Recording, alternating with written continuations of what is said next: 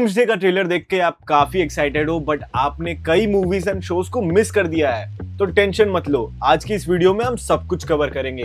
Doomsday से पहले actually क्या क्या देखना जरूरी है, कुछ भी नहीं, क्योंकि आज मैं तुम्हें एंड गेम से लेकर डूम्सडे तक पूरी मल्टीवर्स सागा एकदम सिंपल लैंग्वेज में एक्सप्लेन कर दूंगा। अगर तुमने एमसीयू की हर मूवी और सीरीज नहीं देखी है तो टेंशन मत लो, आज के बाद तुम्हें एवेंजर्स डूम्सडे से पहले पूरा होमवर्क याद करने की जरूरत नहीं पड़ेगी, क्योंकि मैं तुम्हें ये पूरी स्टोरी एक्सप्लेन कर दूंगा।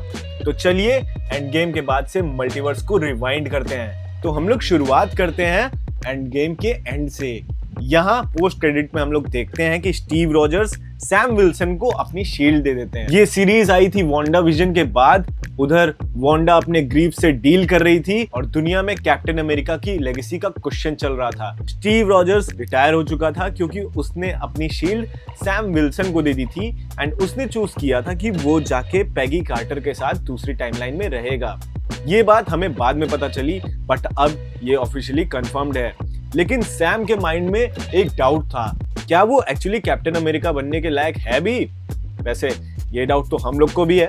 बट इसी बीच फ्लैग स्मैशर्स नाम का एक ग्रुप गवर्नमेंट के अगेंस्ट मूवमेंट स्टार्ट करता है और सिचुएशन और मेसी हो जाती है जब गवर्नमेंट अपना खुद का कैप्टन अमेरिका इंट्रोड्यूस कर देती है, जॉन वॉकर एक ट्रेंड सोल्जर था, लेकिन कैप्टन अमेरिका का मतलब सिर्फ फिजिकली पावरफुल होना नहीं होता है।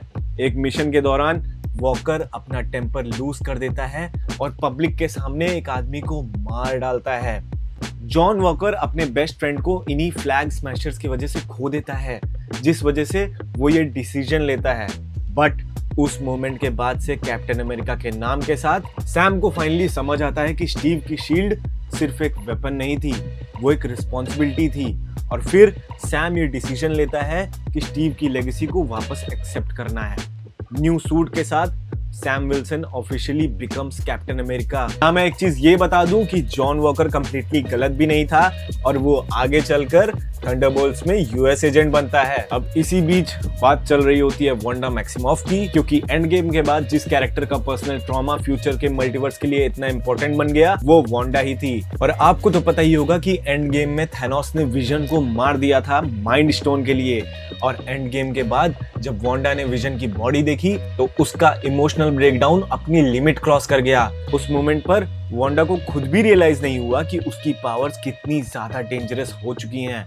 उसके मैजिक ने पूरे वेस्ट व्यू टाउन को रैप कर लिया। टाउन के लोग अपनी नॉर्मल लाइफ्स को भूलकर वांडा के बनाए हुए सिटकॉम स्टाइल वर्ल्ड का पार्ट बन गए और वांडा के लिए विजन वापस था।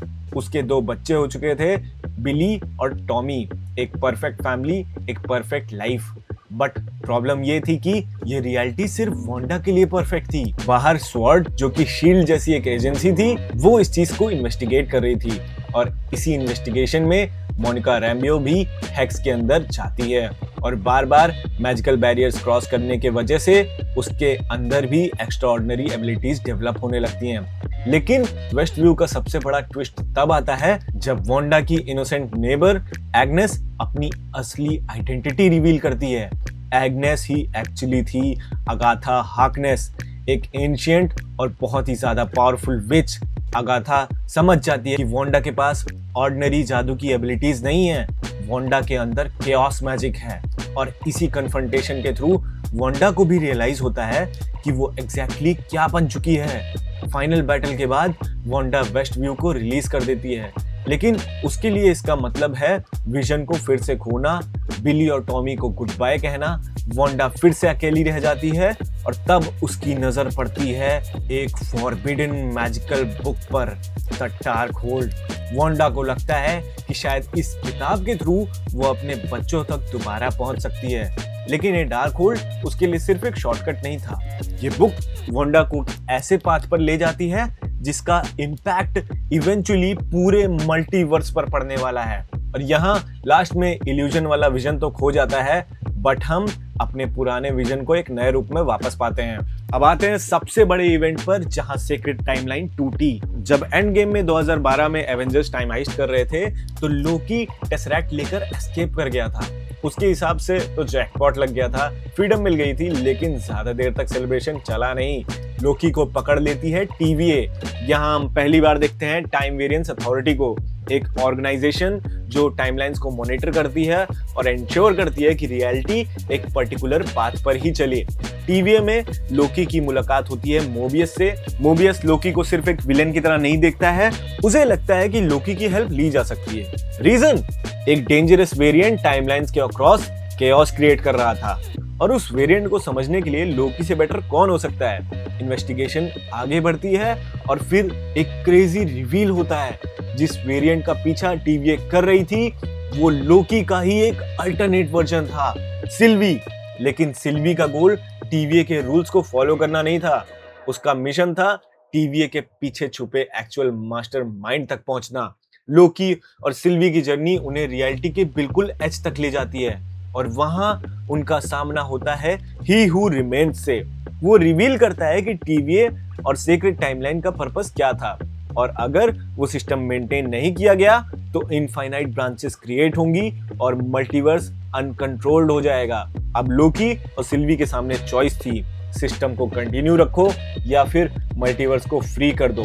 लोकी रुकता है, सिल्वी नहीं, और वो ही हू रिमेन्स को मार देती है और बस यहीं से सारा गेम चेंज हो जाता है। सीक्रेट टाइमलाइन टूट जाती है और एक टाइमलाइन से दूसरी, फिर तीसरी, फिर infinite possibilities. Multiverse officially free हो चुका था। प्रॉब्लम, अर्थ के हीरोज को अभी तक कुछ पता ही नहीं था। उनकी दुनिया में तो नॉर्मल सुपर हीरो प्रॉब्लम्स ही चल रही थी, लेकिन अब हर रियलिटी में एक नई कहानी लिखी जा रही थी। मैं आपको एक चीज ये बता दूं कि ही हू रिमेन्स जो है वो कैंग द कॉन्करर का एक वेरिएंट है। अब जाते हैं कहानी में थोड़ा पीछे। सिविल वॉर के बाद नताशा रोमानोफ फ्यूजिटिव थी, लेकिन इस बार उसका मिशन एवेंजर्स को सेव करना नहीं था, उसे अपने पास्ट का सामना करना था।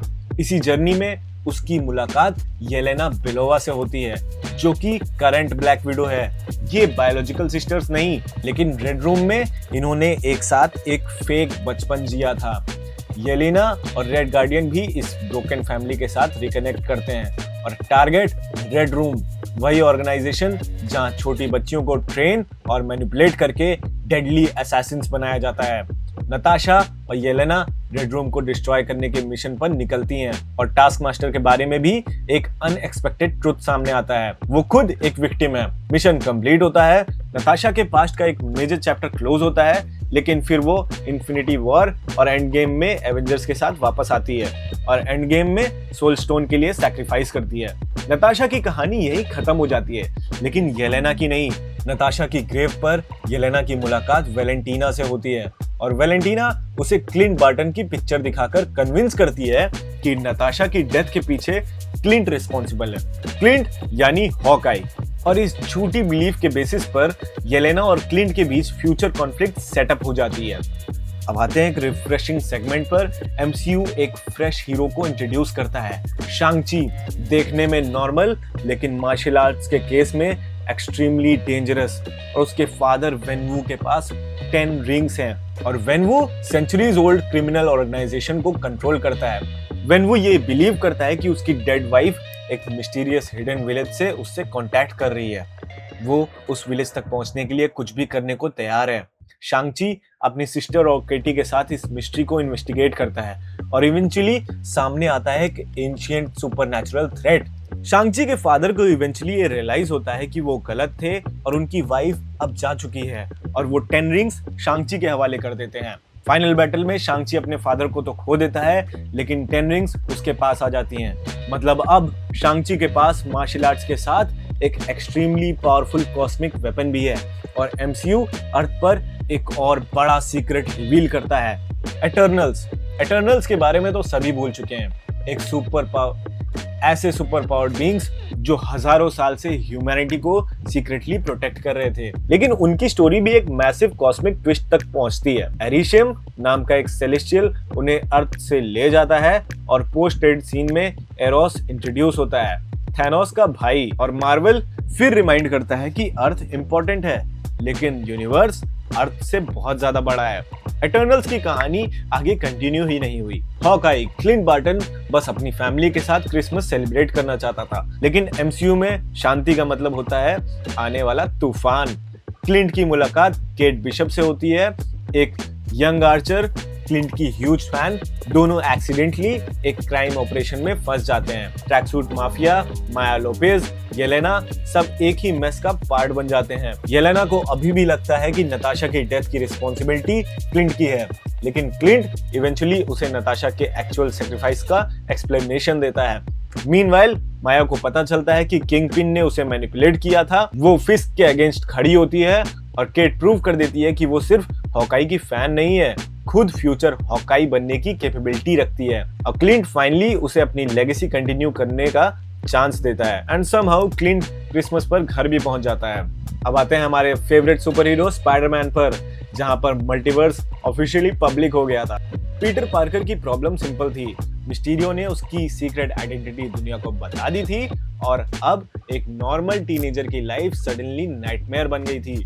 मीडिया, कॉलेज, फ्रेंड्स की सेफ्टी, हर चीज पीटर के अगेंस्ट जा रही थी।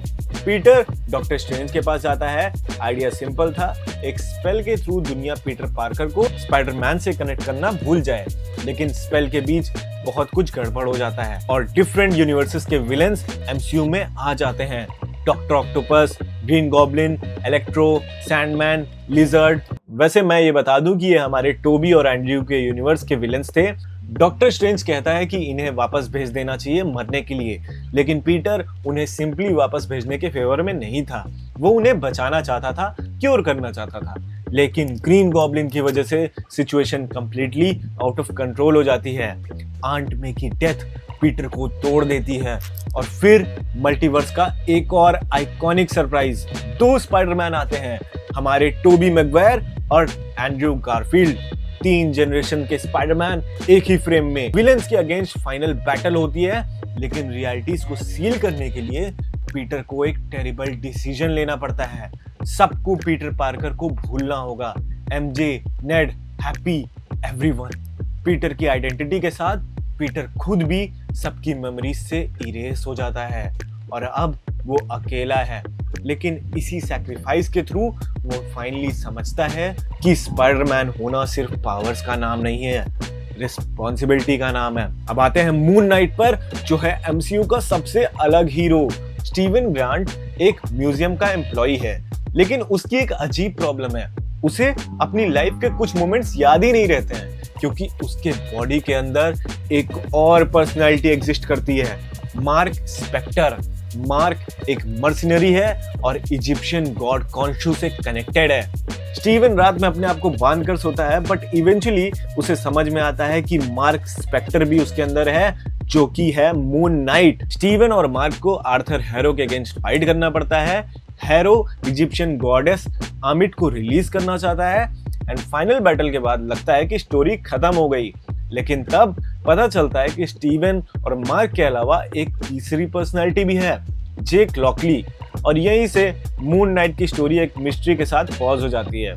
मुझे मून नाइट बहुत ज्यादा पसंद आया था, लेकिन जब एमसीयू कैंग से डूम की तरफ शिफ्ट हुआ तब इसके सेकंड सीजन को कैंसिल कर दिया गया, क्योंकि इसका सेकंड सीजन डायरेक्टली कैंग से कनेक्ट होने वाला था। अब आते हैं मल्टीवर्स के मैडनेस पर। डॉक्टर स्ट्रेंज की मुलाकात होती है अमेरिका चैवेज से। अमेरिका की पावर बहुत अनयूजुअल है, वो डिफरेंट रियलिटीज के बीच पोर्टल्स क्रिएट कर सकती है। डॉक्टर स्ट्रेंज वांडा से हेल्प लेना चाहते हैं, बट हमें इवेंचुअली ये रियलाइज होता है कि वांडा एक्चुअली इस फिल्म की विलेन होने वाली है। वांडा को अमेरिका की पावर्स की जरूरत होती है एंड उसका गोल होता है एक ऐसी रियलिटी ढूंढना जहां उसके बच्चे एक्चुअली उसके साथ हो सकें। डार्कहोल्ड के इन्फ्लुएंस में वांडा और डेंजरस हो जाती है। स्ट्रेंज उसे रोकने की कोशिश करता है और अल्टरनेट यूनिवर्स में वो अमेरिका के साथ इल्यूमिनेटी के सामने पहुंचता है।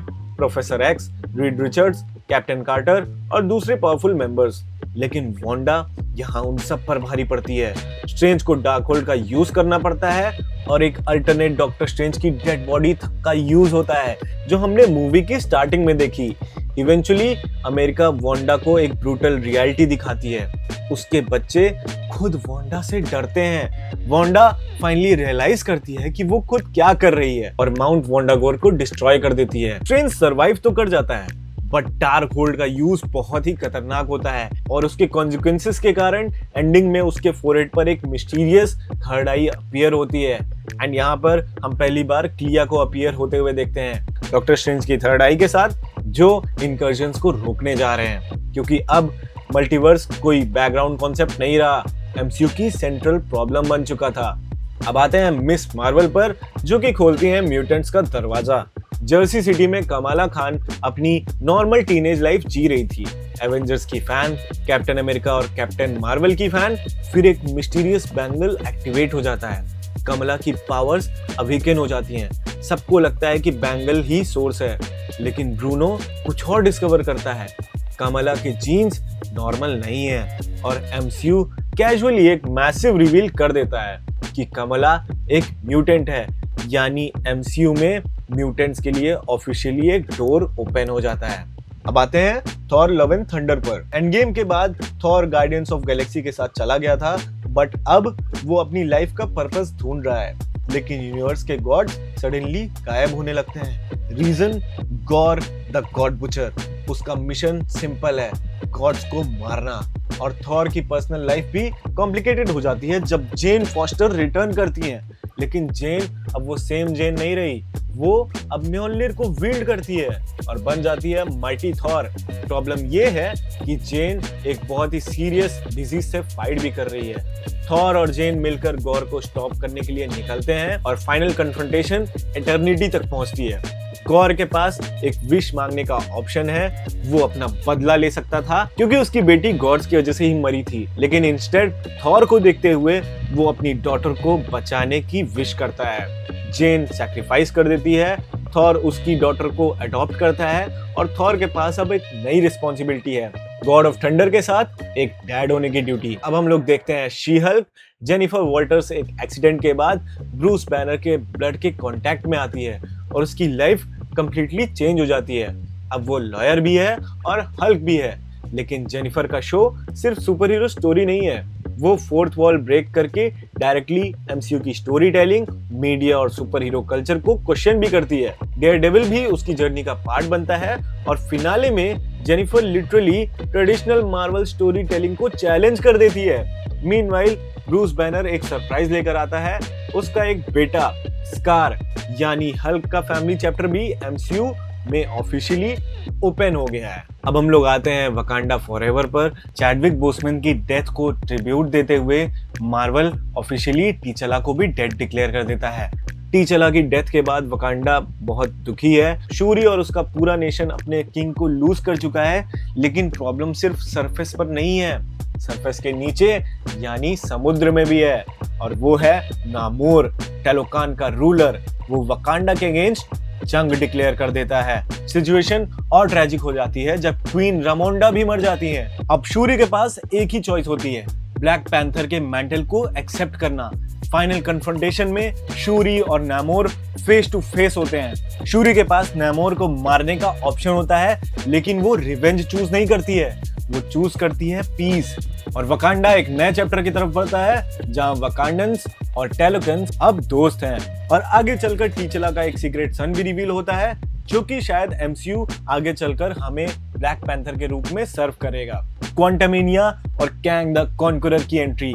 स्कॉट लैंग फाइनली अपनी नॉर्मल लाइफ एंजॉय कर रहा था, लेकिन उसकी बेटी कैसी की टेक्नोलॉजी की वजह से स्कॉट और उसकी फैमिली क्वांटम रेल्म में पुल हो जाते हैं और वहां उनकी मुलाकात होती है कैंग से। पहले कैंग एक विक्टिम जैसा लगता है, लेकिन ग्रेजुअली ये क्लियर होता है कि वो टाइमलाइंस और रियलिटीज के लेवल पर ऑपरेट करने वाली पावर रखता है। स्कॉट और उसकी टीम उससे फाइट करती है। टीम तो समहाउ एस्केप कर जाती है, बट कैंग क्वांटम रेल्म में ही ट्रैप रह जाता है। लेकिन एक क्वेश्चन अनआंसर्ड रह जाता है कि अगर कैंग का एक वर्जन यहाँ था तो बाकी वेरिएंट्स कहाँ थे? और यही क्वेश्चन मल्टीवर्स सागा के लिए बहुत इंपॉर्टेंट भी था। इस फिल्म के पोस्ट क्रेडिट में हम लोग बहुत सारे कैंग्स को देखते हैं, जिनको शायद डूम्सडे में साफ कर देगा। Guardians of Galaxy volume 3। Guardians अपने नेक्स्ट कॉस्मिक एडवेंचर पर है, तभी रॉकेट की कंडीशन सडनली क्रिटिकल हो जाती है। उसे सेव करने के लिए गार्डियंस को उसके क्रिएटर हाई एवोल्यूशनरी तक जाना पड़ता है और इसी मिशन के थ्रू रॉकेट का डिस्टर्बिंग चाइल्डहुड भी सामने आता है।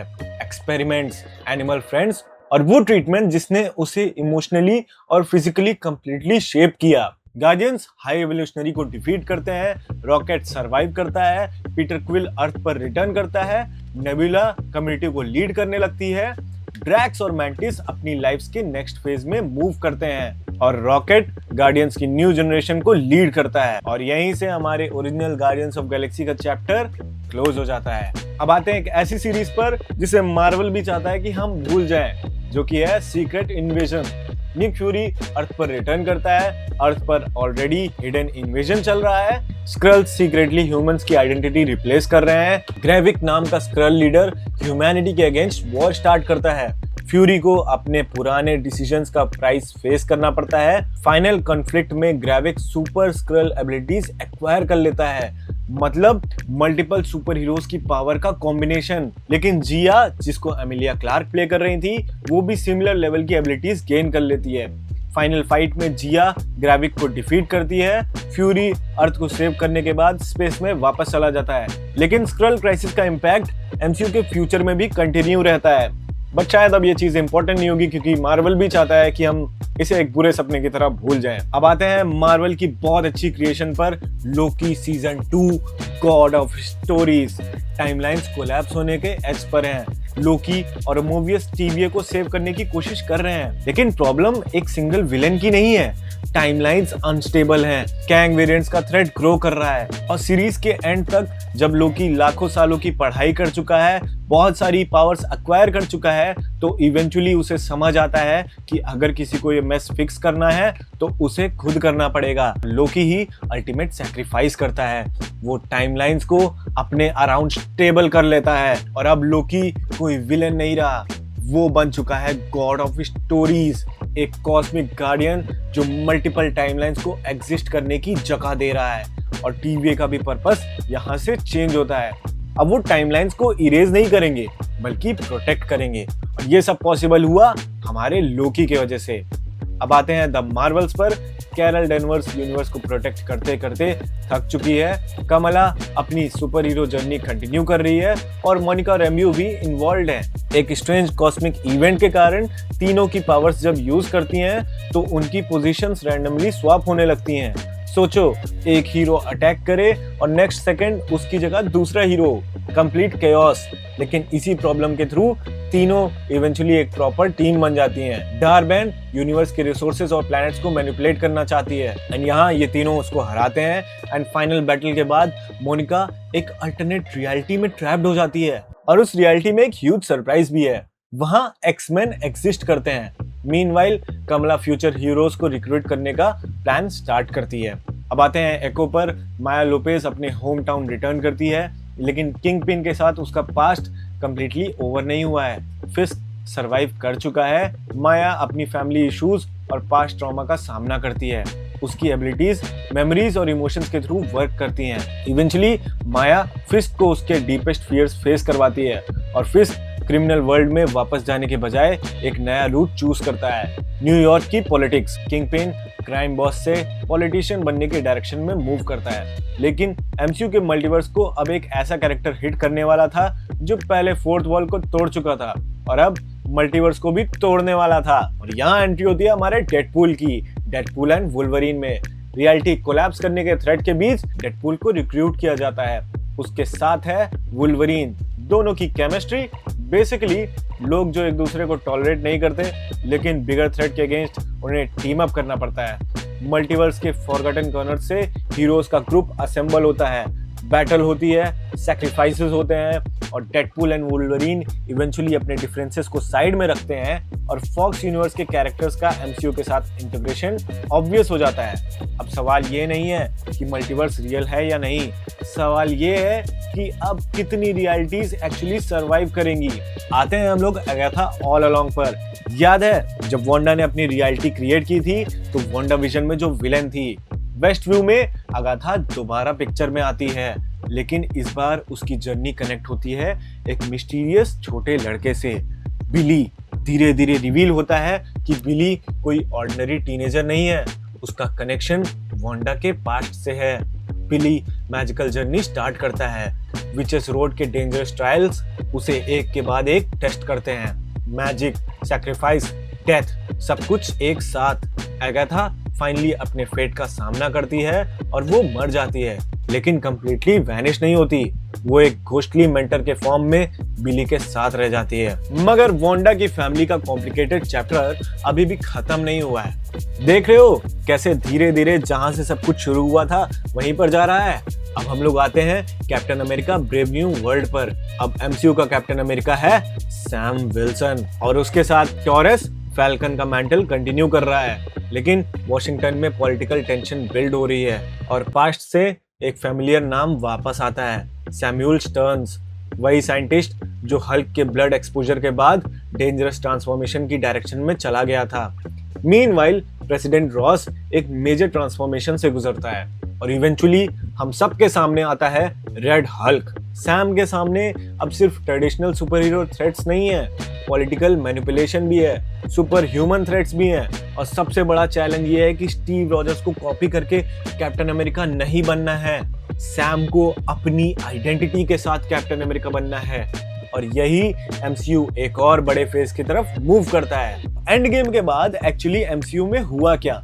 अगर पूरी मल्टीवर्स सागा को एक लाइन में एक्सप्लेन करना हो तो आंसर ये है कि यूनिवर्स डिस्ट्रॉय नहीं हुआ है, यूनिवर्स मल्टीप्लाई हो गया है। वांडा ने रियलिटी को मैनिपुलेट किया, लोकी ने टाइमलाइंस को होल्ड किया, डॉक्टर स्ट्रेंज ने अल्टरनेट रियलिटीज का सामना किया, स्पाइडरमैन ने मल्टीवर्स के कॉन्सिक्वेंसेस को पर्सनली फेस किया, कैंग वेरिएंट्स ने डिफरेंट रियलिटीज को कंट्रोल करने का थ्रेट क्रिएट किया और डेडपूल एंड वुल्वरीन के थ्रू पुराने फॉक्स यूनिवर्सेस के कैरेक्टर्स एमसीयू के साथ कोलाइड कर गए। अब काउंटलेस रियलिटीज एग्जिस्ट कर सकती हैं, काउंटलेस हीरोज, काउंटलेस विलेंस और सबसे डेंजरस पॉसिबिलिटी, एक यूनिवर्स का हीरो दूसरे यूनिवर्स का विलेन बन सकता है। और जब ये सारी रियलिटीज एक दूसरे के साथ कोलाइड करेंगी तो कॉन्फ्लिक्ट सिर्फ एक सिटी, एक प्लैनेट या एक यूनिवर्स का नहीं होगा, मल्टीवर्स लेवल का होगा। अब इसी पूरे केओस के बीच एमसीयू के फ्यूचर का एक बहुत बड़ा नाम एंटर करने वाला है, एक ऐसा कैरेक्टर जो एवेंजर्स के लिए नॉर्मल विलेन नहीं है, एक ऐसा नाम जिसके आने के बाद मल्टीवर्स सागा का डायरेक्शन कंप्लीटली चेंज हो जाएगा और वो नाम है डॉक्टर डूम। जो इवेंट्स मैंने आपको बताए इसके आगे भी थोड़े बहुत इवेंट्स हुए हैं, तो अगर आपको वो इवेंट्स भी कवर करने हैं तो इस वीडियो के पार्ट 2 के लिए कमेंट करना, मैं आपको वो इन्फॉर्मेशन भी दे दूंगा। और इस चैनल को सब्सक्राइब करके सारे नोटिफिकेशंस ऑन कर लेना ताकि डूम्सडे के पहले आप ऑफिशियली प्रिपेयर्ड रहो।